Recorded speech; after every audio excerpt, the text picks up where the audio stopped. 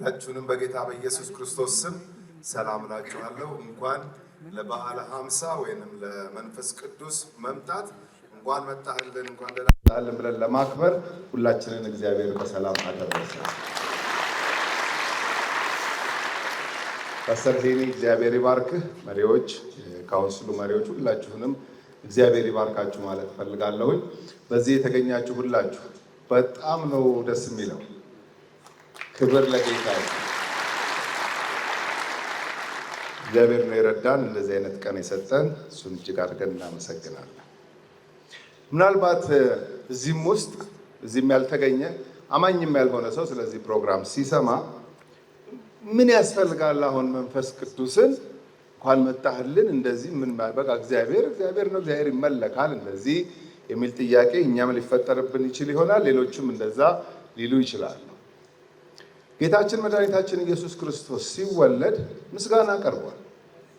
ሲወለድ ሉቃስ ወንጌል ምዕራፍ 2 ላይ ስትመለከቱ እረኞች መላእክት መጥተው የሰማይ ሰራዊት የኢየሱስን መወለድ ምክንያት በማድረግ ምስጋና ሲያቀርቡ፣ ሲያመሰግኑ፣ ሲያከብሩ እንደነበረ እናያለን። ለእግዚአብሔር ወልድ ስለተወለደ ወደ ምድር ስለመጣ ምስጋና በአርያም ይሁን፣ ለእግዚአብሔር ክብር ይሁን፣ ለሰው ልጆችም በጎ ፈቃድ እያሉ የሰማይ ሰራዊት ምስጋና አቅርበዋል። እነዛ እረኞች ራሳቸው ምስጋና አቅርበዋል።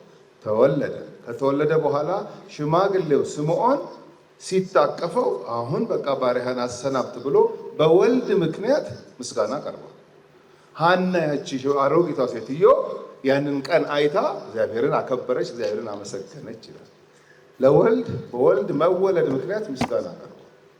በመንፈስ ቅዱስ በሙላት መውረድ ምክንያት ምስጋና ቢቀርብ ትልቅ ነገር ነው። ክብር ለእግዚአብሔር። ማለት መለኮት ነው። መንፈስ ቅዱስ መለኮት። መንፈስ ቅዱስ በበዓለ ሃምሳ ቀን የመጣን ከዛ በፊት አልሰራም አይደለም እያልን ያለን እሱ መለኮት ነው። ጅማሬ የለው። በብሉይ ኪዳን መጽሐፍት ውስጥ የእግዚአብሔር መንፈስ ይመጣ ነበር በሰዎች ላይ። የጌታ መንፈስ መጣ በከሌ ላይ ትንቢት ተናገረ ይላል። ነቢያቱ መንፈስ ሳይመጣባቸው ምንም አላገለገሉ። በነገስታት ላይ የእግዚአብሔር መንፈስ ይመጣ ነበር። ሰለሞን መቅደሱን ሰርቶ ሲጨርስ ካህናት ማገልገል እስኪያቅታቸው ድረስ የጌታ መንፈስ ይመጣ ነበር። ታዲያ ምንድነው ልዩ ያደረገው ጰራቅሊጦስን? ወይንም በዓለ ሃምሳ ላይ ምንድነው የሆነው? በዓለ ሃምሳ ላይ ልዩ የሆነበት ምክንያት ምንድነው? በ120 ደቀ መዛሙርት ላይ በተለየ ሁኔታ የጌታ መንፈስ በሐዋርያት ሥራ ምዕራፍ 2 ላይ እንደተጻፈው ስለመጣ ነው። ክብር ለመንፈስ ቅዱስ ይሁን። ሐዋርያት ሥራ ምዕራፍ 2 ላይ ልሂድና አሳያችኋለሁ። መንፈስ ቅዱስ በሙላት መምጣቱን በማሰብ ምንድነው በእኛ ህይወት ውስጥ የሆነው? እንደዚህ እንድንዘምር እንደዚህ እንድናመሰገን ያደረገን ምንድነው ከተባለ በጣም ከባድ ስራ ነው የሆነው። በጣም ትልቅ ስራ ነው በህይወታችን የተደረገው። ሐዋርያት ሥራ ምዕራፍ 2 ላይ በዓለ ሃምሳ የተባለውን በዓል ሊያከብሩ አይሁዳውያን ከተለያየ ሀገር መጥተው ነበር። በዓሉ ኢየሩሳሌም ነው የሚከበረው። በጣም የሚገርመኝ ነገር በቃ እግዚአብሔር በሆነ ዘመን ኪዳን ይገባል፣ ቃል ይሰጣል። የሆነ ዘመን ላይ ደግሞ ይፈጽመዋል። ብዙ የገባቸው የተስፋ ቃሎች አሉ፣ ሲፈጸሙ ቆይተዋል። ጌታ ኢየሱስ ክርስቶስ ከሙታን ከተነሳ በኋላ ወደ ተበታተኑት ደቀ መዛሙርት ነው የመጣው። አዲስ አላቋቋመም ኢየሱስ። ሁሉም ተበትነው። ሰርፕራይዝ አልሆነም ኢየሱስ የትንሣኤ ዕለት ማንም አጠገቡ ስለሌለ። ለምን? እረኛውን ምታ መንጋው ይበተናል እንደሆነ ጉዳዩ በደንብ ያውቅ ነበር። ደግሞም ነግሯቸዋል። ሁላችሁ በእኔ ትሰናከላላችሁ ብሏቸው። የምርም ተሰናከሉ። ከሙታን ሲነሳ ወደ ተበታተኑት ነው የሄደው ኢየሱስ። ወደ ኤማውስ መንገደኞች፣ በር ዘግተው ወደ ተቀመጡት፣ ወደ አልቃሻዋ ማርያም፣ ወደ ተጠራጣሪው ቶማስ፣ ወደ እነሱ ነው የመጣው። መጥቶ ሰብስቦ ያላቸው አንድ ነገር፣ ዮሐንስ በውሃ ጠመቀ፣ ከዚህ በኋላ ግን እናንተ በመንፈስ ቅዱስ ደግሞም በእሳት ትጠመቃላችሁ፣ ጠብቁ። አብ የሰጠው የተስፋ ቃል አለ፣ እሱን ጠብቁ ብሏቸው 40 ቀን ከሙታን ከተነሳ በኋላ አብሯቸው ቆይቶ በዓለ ሃምሳ ሊከበር 10 ቀን ነው የቀረው። ከፋሲካ 50 ቀን ነው የሚቆጠረው። 10 ይቅር 11 ይቅር 20 ይቅር አያውቁም። ጠብቁ ነው የተባሉት። እነሱ እሺ ብለው ይጠብቃሉ። ተሰብስበው 120 ሆነው ይጸልዩ ነበር። ሐዋርያት ሥራ ምዕራፍ 1 ይሄን ነው የሚነግረን። ሴቶች አሉ፣ ወንዶች አሉ፣ 11 ደቀ መዛሙርት አሉ። ያው ኦፍ ኮርስ ይሁዳ ወጥቷል ከዛ ሰርክል ውስጥ። ስለዚህ 120 ሆነው ይጸልያሉ። የሚገርመው በዓለ ሀምሳን ሊያከብሩ የመጡ አይሁዳውያን በዛው በኢየሩሳሌም በመቅደስ ውስጥ ይጸልያሉ። አንድ ከተማ ውስጥ አፐር ሩም ላይ 120 ሰው ይጸልያል። ቤተ መቅደሱ ውስጥ ብዙ ሰው ይጸልያል። መንፈስ ቅዱስ በበዓለ ሀምሳ ቀን ሲመጣ ለይቶ 120ዎቹ ላይ ነው የወረደው። ለምን? ያመኑ ስለሆኑ። ቤተ መቅደስ እኮ እየተጸለየ ነው። ይጸለያ አላመኑማ። ገና የእግዚአብሔር ቃል አልተነገራቸውም ማለት ነው። ስለዚህ ረብሻ ሆነ። ከጸሎት እየተነሱ ግማሹ ስካር ነው ይላል፣ ግማሹ ደግሞ ኧረ የፈለገ አንተ ከጸሎት ተነስተ እንደዚህ አይነት ድፍረት ትደፍራለህ? የእግዚአብሔርን ክብር የእግዚአብሔርን ታላቅ ስራ ነው በቋንቋችን ሲናገሩ። ለሁለት ተከፈለ በቤተ መቅደስ የሚጸልየው ጉባኤና ህዝብ። በዚህ መካከል ለሁለት ሲከፈል ለጴጥሮስ ተመቸው። ብድግ አለ፣ ተነሳ። እቺን እድል ሚስ አላደርግም ማለት። ለምን? በመንፈስ ቅዱስ ስለተሞላ። መንፈስ ቅዱስ ሲመጣ ስራው ምንድን ነው? ኢየሱስን ማክበር። ክብር ለኢየሱስ ይሁን። ነግሯቸዋል። እሱ ሲመጣ እኔን ያከብረኝ፣ እሱ ሲመጣ ምስክሮቼ ትሆናላችሁ። ጀመራ መስካሪነቱን ጴጥሮስ ለሁለት በተከፈለ ጉባኤ መካከል ቆሞ እናንተ እንዳሰባችሁት ሰክረን አይደለም። አይሁዳዊ ከጠዋቱ 3 ሰዓት ይጸልያል እንጂ አይሰክርም አላቸው። የስ አይሰክርም። አንተ አይሁዳዊ ነህ፣ ሰክረሃል? አልሰከርኩም። በቃ እኔ በምን ሂሳብ ነው የምሰክር? እና ምንድን ነው? አዳምጠኛ እናንተ የኢዮኤልን መጽሐፍ ታውቃላችሁ አላቸው። ኦፍኮርስ እኛ እኮ አይሁዳውያን ነን። በዓልና ክብር ከተለያየ ሀገር ተበትነን ያለን የመጣን ሰዎች ነው። መጽሐፉማ የእኛ ነው። ቴንኪው መጽሐፉ የእናንተ ከሆነ። ኢዮኤል ምዕራፍ 2 ላይ ምንድን ነው የሚለው? እናንብበዋ። ሲነበብ በመጨረሻው ዘመን ስጋ በለበሰው ሁሉ ላይ ሆነው ማያት ለይቶ ነበር መንፈስ ቅዱስ በጥቂት ሰዎች ላይ የሚወርደው። ሆነው አያውቅም። ሽፍትን ያደረገው ኪዳን። ክብር ለእግዚአብሔር ይሁን።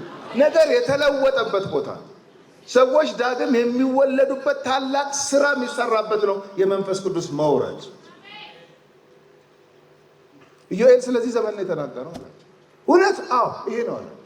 ቀጠለ። ከመዝሙረ ዳዊት ላይ ደግሞ ጠቀሰና እናንተ አሁን በዓል ልታከብሩ ስትመጡ መቼም በቅርብ ከ50 ቀን ከ40 ቀን በፊት ስለሆነ ነገር ሳሰሙ አትቀሩም። ስለምን? ስለ መሲሁ ስለ ኢየሱስ ክርስቶስ። አስከሬኑን ደቀ መዛሙርቱ የሰረቁት ሌሊት መጥተው ውሸት ጉቦ ተሰጥቷቸው አይኔን ግንባር ያርገው ብለው የካዱ የወታደሮች ወሬ ነው እንጂ ይሄ ኢየሱስ ከሙታን ተነስቷል እኛ አይተናል አሉ። እነ ጴጥሮስ ይሄን መሰከሩ። በምን አወቅ?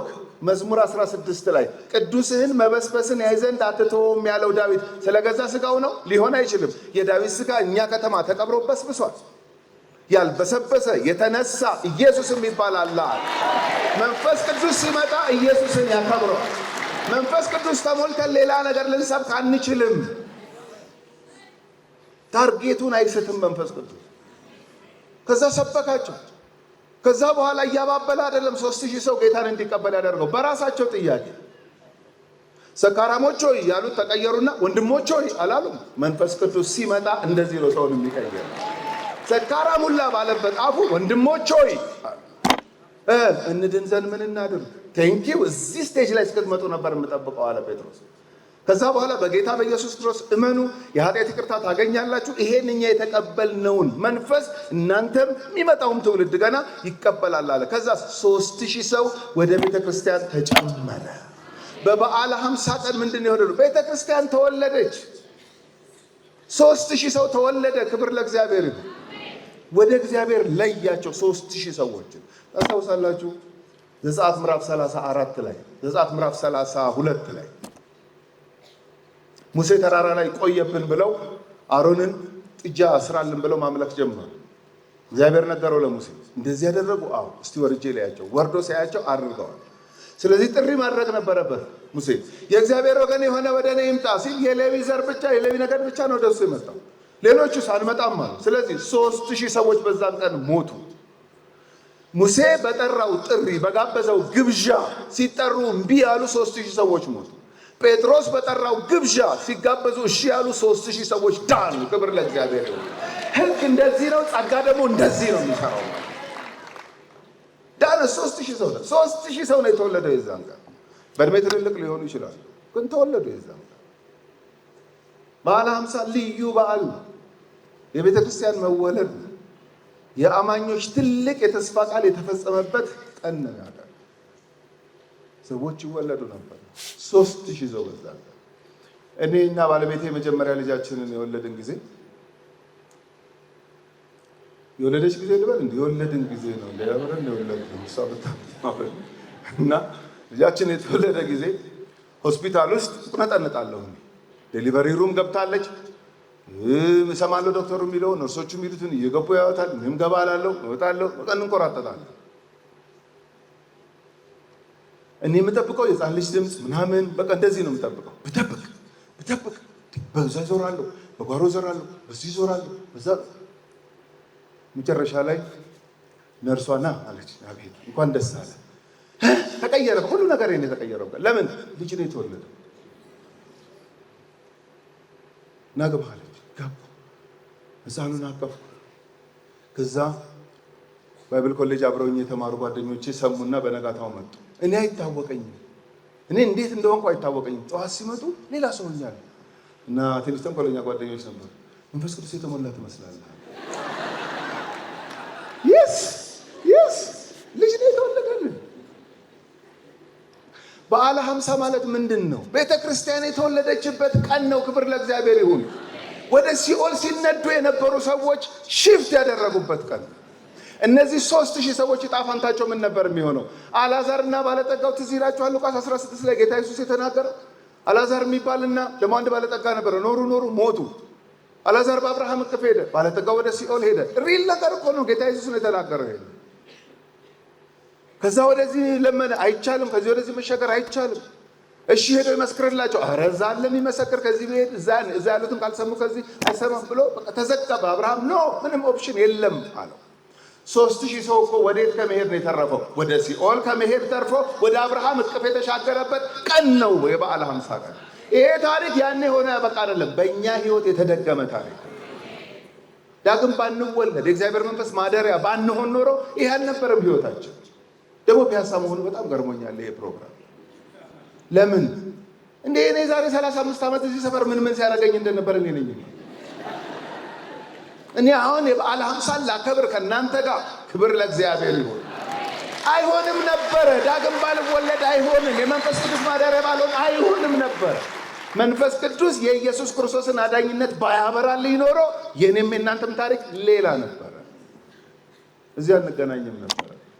እዚህ እንድንገናኝ ያደረገ የተባረከው የጌታ መንፈስ ክብር ለሱ ይሁን። አገልግሎን ነው፣ እያንዳንዳችንን በግል አገልግሎን ነው መንፈስ ቅዱስ ይሄንን ቀን ያሳየን፣ ይሄንን ህይወት ያሰጠን። ክብር ለሱ ይሁን። በበዓለ ሃምሳ ቀን መንፈስ ቅዱስ በእነዚህ ሰዎች ላይ ወረደ። 3000 ሰዎች አመኑ። አንዳንድ ሰው እሺ አንዴ ሆኗል፣ በበዓለ ሃምሳ ቀን ሆኗል፣ በቃ እነሱም አንዴ ነው የተሞሉት፣ በቃ ምንድን ነው በአስር የመንፈስ ቅዱስ ማለት ምናምን እንደዚህ የሚሉ ሰዎች ሊኖሩ ይችላሉ።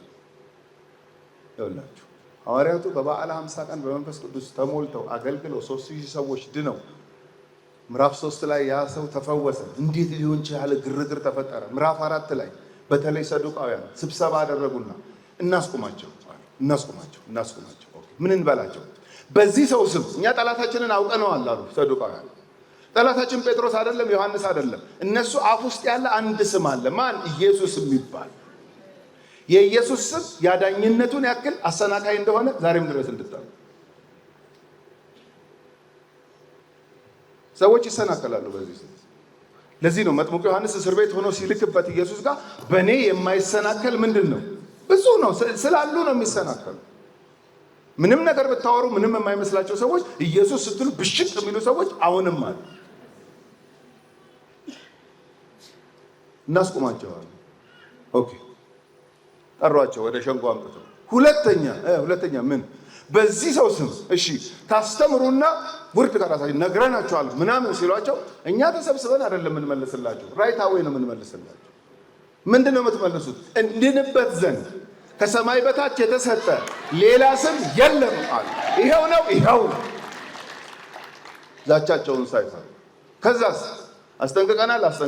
እኛም ተናግረናል። ይታያል። ሰብሰብ ብለው ጸሎት ጀመሩ። ምዕራፍ 4 ላይ እየተሰብስበው እየጸለዩ እግዚአብሔር ሆይ ለማዳን እጅህን ስትዘረጋ ይኸው 3000 አምኗል፣ 5000 ተጨምሯል፣ አሁንም ይቀጥላል ብለን ነው የምናምነው። ግን ዛቻቸውን ተመልከት። እንዴት ነው ሲሉት ቀጥሉ የሚል እንደገና የመንፈስ ቅዱስ ሙላት መጣ ይላል። ክብር ለእግዚአብሔር ይሁን። አንዴ ነው የተሞሉት አይደለም፣ ደጋግመው ነው የተሞሉት። ደጋግመው ነው የተሞሉ። አትሳሳቱ። ጌታ ስቀበል ተሞልቻለሁ ምናምን፣ ዛሬ ብትሞላ ምን ትሆናለህ?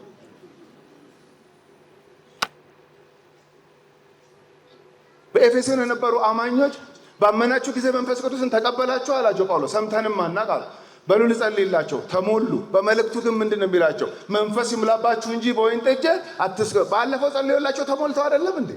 ታዲያ ለምንድን ነው በደብዳቤ መንፈስ ይሙላባችሁ? አማኝ ሁሌ የሚሞላው መንፈስ ተሰጥቶታል። ክብር ለእግዚአብሔር ይሁን። ሳንሞላ አንችለውም። ይሄንን ዓለም ሳንሞላ ይሄንን አገልግሎት አንችለውም። መንፈስ ቅዱስ በእናንተ ላይ ሳይወርድ ኃይል ሳትቀበሉ እንዳትወጡ ያለው ለምንድን ነው? ከሌላ ኃይል ጋር ስለሚላተሙ ነው። አወጣው። ጠንቋይን እንዴት ይችሉት ነበረ? የጌታ መንፈስ ባይሞላቸው ኖሮ እነዚህ ሰዎች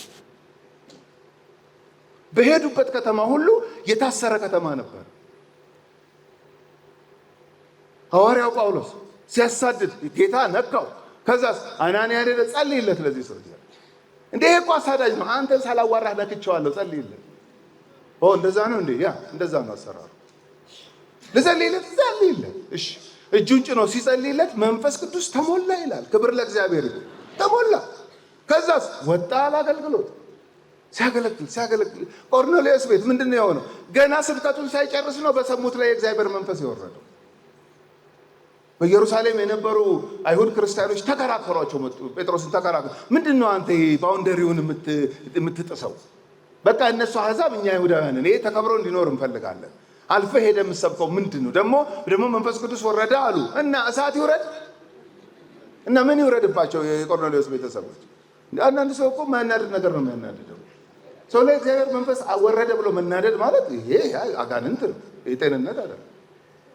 ብሽቅ ብለዋል። እንዴት ይወርዳል? ኦኬ አለ ጴጥሮስ። ኦኬ ምናልባት አሁን እናንተ ትንሽ ፈጣን ነገር ስለሆንኩኝ በማናለብኝነት ዝም ብዬ ቆርኔሌዎስ ቤት ሄጄ ከመሰላችሁ ላስረዳችኋል። ኦኬ አስረዳ። እኔ በኢዮጴ ከተማ እየጸለይኩ ነበር ሰው ቤት እንግዳ ሆኜ። እሺ ምሳ ሰዓት ስለነበረ ምሳ በላይ ብለው ይጠሩኛል ብዬ ብጠባበቅ አይጠሩኝም። በዛ መሀል ራእይ አየሁ። እሺ ያየሁት ራእይ እነዛ ዘሌዋውያን ላይ የማይበሉ እንስሳቶች ናቸው። አይሁዳዊ ቢበላ የሚረክስባቸው እንስሳቶች ናቸው። ኦኬ ጴጥሮስ ሆይ ስሜ ተጠርተዋል። እሺ ተነሳና አርደህ ብላ የሚል ድምፅ ሰማሁ። ኧረ እኔ ርኩስ ነገር አፌ ውስጥ ገብቶ አያውቅም አልኩኝ። ተነሳና አርደህ ብላ፣ ድጋሚ አልበላም አልኩኝ። ለምንድን ነው ርኩስ ነገር አፌ ውስጥ ገብቷል? እግዚአብሔር ያነጻውን አንተ አታርክሰው አለኝ ድምፁ። እግዚአብሔር አንዴ ዘሌዋውያን ላይ ርኩስ ነው ያለው፣ ደግሞ ሀሳቡን ቀይሮ አሁን ደግሞ ቅዱስ ይላል። አልበላም። ምንድን ነው ጉዳዩ? ምሳ ሰዓት ነው። የስ ግን ምሳ ሰዓት ላይ ሸክ አርገህ አርደህ ብላ አይደለም። ተሻገርና አሕዛብን አገልግል፣ ወደ ቆርኔሌዎስ ቤት ሂድ ለማለት ፈልጎ።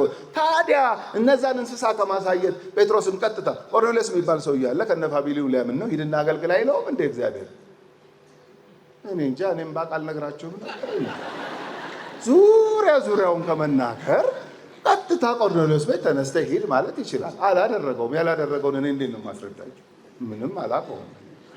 ስለዚህ ጴጥሮስም ግራ ገባው። በምሳ ሰዓት አርደህ ብላ እንዴት ነው ሌላ ትርጉም የሚኖረው? ግን እኮ ኢየሱስ በምሳ ሰዓት ምሳ ትቶ ሰው አገልግሏል። ጴጥሮስን ወደ ሌላ ሌቭል እያመጣው እንደሆነ ታውቃላችሁ። ምሳ ሰዓት ሁልጊዜ ፕራዮሪቲ ምሳ እንዳይመስልህ። አንዳንድ ቀን የሰው መዳን ነው እያለው። ክብር ለእግዚአብሔር ይሁን። ምሳ አምጦ አላቸው። ሲያመጡ በላው አለ። ምሳ ቀይሳለች እንዴ ሴትየዋ ሲሉ፣ ምሳ ዕቃ አይደለም የበላሁት የአባቴን ፈቃድ ማድረግ ነው የኔ መብል፣ አድርጌዋለሁ አለ። ክብር ለእግዚአብሔር ይሁን። ስለዚህ ጴጥሮስን ወደዛ ሌቭል ሊያመጣው ፈልጎ ሳይበላ ተጠራ። ጴጥሮስ ሰዎች ይጠሩሃል አሉት። አሁንም ምሳ መስሎ ሲወጣ ምሳ አይደለም። ምንድን ነው አላቸው በራፍ ላይ። አይ መቶ አለቃ ቆርኔሌዎስ የሚባል የእኛ አለቃ አለ፣ እሱ ነው የጠራን። ማን ነው መቶ አለቃ ቆርኔሌዎስ? አታውቀውም? እኛም ተልከን ነው የመጣ ነው። እሺ ምንድን ነው? አይ መልአክ ተገልጦ እንደዚህ አንተ የምንድንበትን ነገር የምትነግረን አንተ አፍ ውስጥ ነው ያለው ተባለና ናና እባክህ አፍ ውስጥ ያለውን እንድትነግረን ነው ምናምን። በዛ በሰዎቹ ንግግር መሃል መንፈስ ቅዱስ ሳልጠራጠር ይሄድ ዘንድ ነገረኝ። ይኸውላችሁ ለዓለማውያን ቀልብ ይነግራቸዋል፣ ለእኛ መንፈስ ቅዱስ ይነግረናል። ክብር ለእግዚአብሔር ይነግረናል። መንፈስ ቅዱስ ወደ እውነት ሁሉ ምን ያደርጋችኋል? ይኸው ጴጥሮስን ሲመራው ተመልከቱ። ሐዋርያት ሥራ ምዕራፍ 11 ላይ ተነስቶ ሄደ። ቆርኔሌዎስን ለምንድን ነው ያስጠራኸኝ አለው። ኧረ መልአክ አይቼ እንደዚህ ሆነ እንደዚህ። እሺ ምን አለ መጨረሻ? የምድንበትን ነገር የሚነግርህ እሱ ነው። መልአኩ ለምን አይነግረውም? ወንጌል ማሰራጨት ለመልአክ አይደለም የተሰጠው፣ እንደኔና እንዳንተ መዳንን ቴስት ላደረገ ሰው ነው የተሰጠው። ክብር ለእግዚአብሔር ይሁን። እንደዛ አለ። አዎ ኦኬ። እኔ እንኳን እንደዚህ በክብር ተጠርቼ ዞሬ ሰባኪ ነው።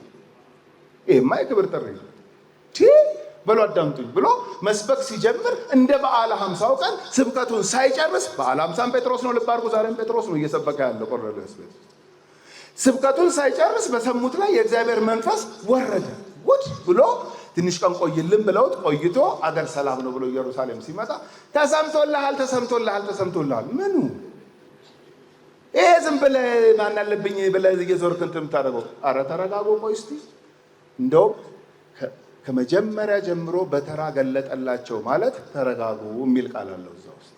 ተረጋጉ። ኧረ ቆይ ጋሽ እንትና ተረጋጋ፣ ተው እንትና ተይ እስቲ ከነይ ስሚ፣ እሺ እንስማ። እንዲሆነው እየሰበኩ እያለው እንደ በዓለ ሀምሳው ለእኛ እንደወረደው መንፈስ ቅዱስ በሰሙት ላይ ወረደ እና ተው ማለት እችላለሁ። እሺ አንቺ ትችይ ነበር፣ አልችልም። አንተ ትችላለህ፣ አልችልም። በቃ እንደዛ ነው የሆነው ነው እንዴ? አዎ። ክርክራቸውን ትተው እግዚአብሔር ለአሕዛብ ደግሞ የንስሐ ዕድል ሰጣቸው ብለው እግዚአብሔርን አከበሩ ይላል። ክብር ለእግዚአብሔር። በክርክር የጀመረ ምዕራፍ እግዚአብሔርን በማክበር ተደመደመ። መንፈስ ቅዱስ ሲመጣ እንዲህ ነው ነገርን ሴትል የሚያደርገው። ሰርጊዮስ ጳውሎስ የተባለ አገረ ገዢ የጳውሎስንና የበርናባስን መልእክት መስማት ፈለገ። ምን ዋጋ አለው? ከጀርባው ጠንቋይ አለ። እናንተ ከየት ነው የመጣችሁት? ከአንጾኪያ ተልከን ነው፣ ሚስዮናውያን ነን። ምንድን ነው የምትሰሩት? ወንጌል ነው የምትሰብከው። ወንጌል ምንድን ነው? የምስራች ምንድን ነው? ኢየሱስ እንደዚህ ስለ ኃጢአተኞች ሞቶ ምናምን። ጠንቋዩ ብቅ ይልና አትስማቸው፣ ወሬኞች ናቸው ምናምን እያለ ያከላክላል። ዝም አለ ጳውሎስ። ያው የሰው ሀገር ሰው ስለሆነ ቆይ እስቲ ልላመድ ብሎ። ሰውየው ደግሞ መስማት ፈልጓል። አገረ ገዢው መስማት ፈልጓል ቤት በኩል። አሁንም እንደገና ሲሞክሩ ጠንቋዩ መሀል ይገባል። በርያሱስ ይባላል ያ ጠንቋይ። ሐዋርያት ሥራ ምዕራፍ 13 አንድ ቀን ጳውሎስ ትኩር ብሎ አየ። በመንፈስ ተሞልቶ ይላል። መንፈስ ቅዱስ ለስፔሲፊክ አገልግሎት እንኳን እንደሚሞላን ታውቃላችሁ። ለዕለቱ ይሞላናል። ክብር ለእግዚአብሔር። ለዕለቱ አየው። አንተ የዲያብሎስ ልጅ አለ። ይሄ ማለት የፈጠረህ ዲያብሎስ ነው አይደለም። ዲያብሎስ መፍጠር አይችልም። የተቆጣጠረህ ዲያብሎስ ነው ማለት ነው። መፍጠር አይችልም ዲያብሎስ። አጋንንት፣ ሰይጣን ሰው ምንም መፍጠር አይችልም። በድርቅና ነው እስከዛሬ ኤግዚስት ያደረገው ነው። እንደ ዲያብሎስ ገገማ አላየሁኝም። ድርቅ ችክክ በቃ። አሁን ከሰው ላይ ራሱ ሲጸለይና ልቀቅ ሲባል የኔ ናት፣ ከየት ያመጣው የኔ ናት ይላል። ውሸት፣ የውሸት አባት ስለሆነ እንደዋሸ ነው እስካሁን ድረስ። አንተ የዲያብሎስ ልጅ፣ የጽድቅ ሁሉ ጠላት፣ የተጣመምክ ይሄ በቃ ሰውየው ሊሰማ ፈልጓል። አንተ ግን ከኋላ ሆነ ታከላከላለህ። ዛሬ አንድ ነገር አደርጋለሁ አለ። ጠንቋይ ውስጥ ካለው የሚበልጥ ኃይል፣ ክብር ለእግዚአብሔር፣ የመንፈስ ቅዱስ ኃይል ተሞልቶ፣ አለዚህ አይቻልም። የተተበተበ ዓለም ነው ያለ። ሆልድ አድርጌሃለሁ አለው። ምን ማለት ነው? እስከ ጊዜው እውር አደረገው ይላል። ከዛስ የሚመራውን ፈለገ። እሱም ብሎ አገረ ገዢ መሪ ደንግጦ ሲደናበር፣ በል አገልግዬ እስኪጨርስ ተደናበር። ዞረና ከባርናባስ ጋር ጌታው፣ አቤት፣ ነገሩ እንዴት መሰለ? እንደዚህ ነው። ከዛ ተናግረው ሲጨርሱ አገረ ገዢው ከተደረገው ነገር የተነሳና ከጌታ ትምህርት የተነሳ አመነ። ከሁለቱም የወንጌል አገልግሎት ፓወር ዲሞንስትሬሽንም ያስፈልገዋል፣ ስብከትም ያስፈልገዋል። ክብር ለእግዚአብሔር። አለዛ አይሆንም፣ አለበለዚያ አይሆንም። ሁለቱንም አይቶ ነው ሰውዬው ያመነ። እንደዚህ እያላቸው ሐዋርያት ሥራን ቀጥሉት። አንደኛው ከተማ በሟርት አሁን ያቺ የሐዋርያት ሥራ ምዕራፍ 16 ላይ ከአገረ ገዢዎቹ ጋር በሟርት ተብትበዋለች ከተማው። አሁን አንዳንድ ከተማ ሲታይ በቃ ሰላም ይመስላል። አይደለም። መንፈሳዊ ዓይናችን ተከፍቶ ካላየ ነው በስተቀር ምንም ነገር አንረዳም፣ ምንም አናውቅም። በዓለ ሀምሳን ብናከብር፣ ጰራቅሊጦስን ብናከብር፣ የመንፈስ ቅዱስን መውረድ ብናከብር ያምርብናል። ኤክስፒሪየንስ ስላደረግን ነው። ማናውቀውን ነገር አይደለም እናውቀው። በግል ሕይወታችን ከምን ጉድ እንዳወጣን እናውቃለን። የሟርት መንፈስ ያለባት ሴት ከአገሩን ከሚያስተዳድሩት ጋር ሽርክና ሆና እሱን መንፈስ ሲመታው እኮ ነው ጳውሎስ ትርፋቸው እንደተነካ አይተው ወደ እስር ቤት ከተቷል። የሚገርመው ግን እስር ቤት ቢገቡም ጌታ እስር ቤት ታምር አድርጎ፣ ክብር ለጌታ ይሁን፣ ሲወጡ ፊልጵስዩስ ቸርች ተክለው ነው የወጡት። ለዚህ ነው ወደ ፊልጵስዩስ ሰዎች የሚል ደብዳቤ የምታገኙት መጽሐፍ ቅዱስ። ኤፌሶን አስማት። የተረፈ ሀገር የለም አልኳችሁ እኮ በቃ የተረፈ ሀገር የለም። ከእንደዚህ አይነት እስራት ውስጥ ሰዎች ነፃ ይወጡ ዘንድ ከእንደዚህ አይነት ትብታብ ውስጥ ነፃ ይወጡ ዘንድ አማኞች ሁሌ በመንፈስ መሞላት አለ። ክብር ለእግዚአብሔር። በሰጠን ጸጋ በጣም እግዚአብሔርን በመፍራት በማክበር የምናገለግለውን ሕዝብ በመውደድ አገራችንን በመውደድ ማገልገል አለ። እየተገናኘን ለመታጠቅ በኃይል ለመሞላት ለዚህ ነው የምንገናኘው። ለቀልድና ለጨዋታ አይደለም። ይሄ በጣም ይሄ ሲሪየስ የሆነ ስብሰባችን ነው፣ በዓላችን ነው። ክብር ለእግዚአብሔር። ደግሞ ስሙ እኮ ኦልሬዲ ተለጥፎብናል። ጴንጤቆስጤ ተብለናል። ከሆንኩን በቃ አሁን እኔ አብርሃሜቱ ጴንጤው ነው የሚባለው። በቃ እስከ ተባልኩ ድረስ ደግሞ በቃ ጴንጤ መሆን አለብኝ ማለት ነው። ይመለከተኛል። ይሄ በበዓለ 50 ቀን የወረደ መንፈስ የሰራውን ስራ አምናለሁ። ክብር ለእግዚአብሔር ይሁን። ዛሬም በእኛ ህይወት ውስጥ ይሄ ይሰራል። ስለዚህ እየተገናኘን ሴሌብሬት እናደርጋለን። ለእግዚአብሔር አብ ክብር ከተሰጠ፣ ለእግዚአብሔር ወልድ ክብር ከተሰጠ፣ ለእግዚአብሔር መንፈስ ቅዱስ ክብር ይሰጣል፣ ይመሰገናል፣ ይመለካል። ክብር ለሱ ይሁን። የሚፈጥር ነው፣ የሚያድስ ነው፣ ኃይል የሚሞላ ነው፣ የሚያንጽ ነው። ስለዚህ ይህንን ነው የምናስበው። በዓለ ሃምሳን ስናስብ መንፈስ ቅዱስ ሆይ እንኳን ደህና መጣህ፣ እንኳን ተሰጠህ። እግዚአብሔር ሰጪ ነው። በእውነት እግዚአብሔር ሰጪ ነው። እግዚአብሔር ልጁን ሰጠን። እግዚአብሔር መንፈስ ቅዱስን ሰጠን። ሰጪ ነው። ምንድን ነው ያልሰጠን? እግዚአብሔር ሰጠን። የተሰጠው ሰው ደግሞ ግሬትፉል መሆን አለበት፣ አመስጋኝ መሆን አለበት።